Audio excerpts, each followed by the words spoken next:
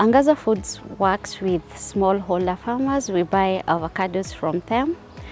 We started Angaza Foods because when we were growing up, our parents were farmers and we would see how they struggled to get markets for their produce. This led us to work with smallholder farmers to get produce from them, and we look for export market for their produce.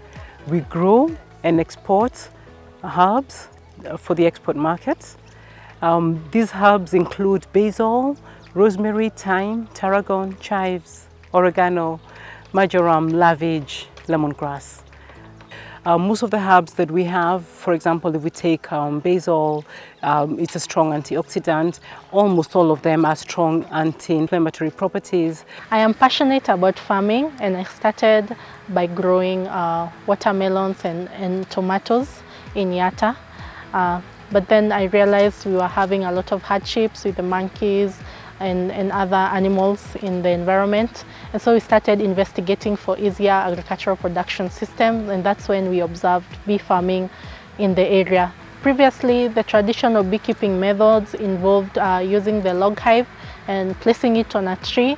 And then during harvesting, the farmers would extract all these combs and honey and put it in a bucket. And then essentially in the harvesting process, they kill the colony, and the colony is not able to exist anymore. But with modern beekeeping, the beehives are separated into two parts. So there's the brooder section and the super section. And the super section holds the honey and the brooder section holds the young ones. So in this method, when you harvest, the colony is sustained and you don't destroy the colony in the harvesting process. And these bees continuously produce honey for you in the environment in which you keep them.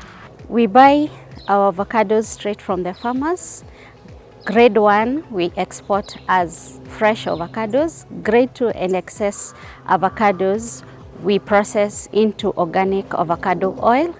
And the waste we dry and give to pig farmers. Most of the people we employ are women because the area that we are in, the main economic industry is quarrying, which employs men but leaves the women out.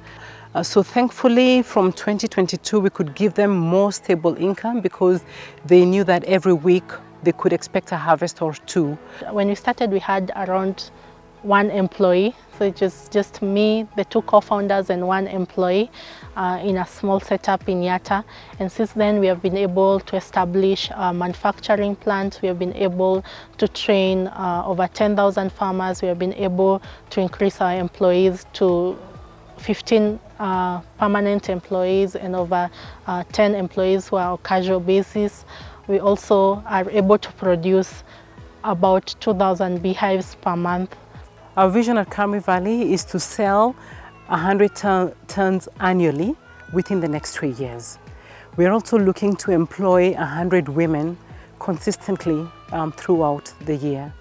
As a woman entrepreneur in Kenya, it has been a challenge to access capital due to lack of collateral.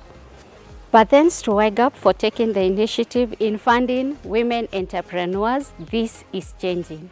As a woman in business in Kenya, I found it to be a challenge to get capital for my business.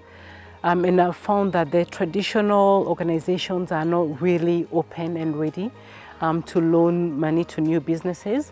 They don't look at your project plan or your strategy. They tend to look at how many years have you been in business, how much money are you making. So a lot of them will say, you know, come back to us when you have 3 years audited accounts.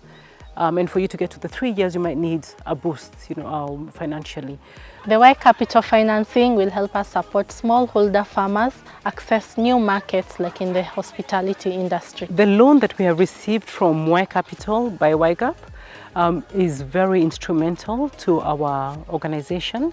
We are using it to add the number of greenhouses that we have, actually doubling it.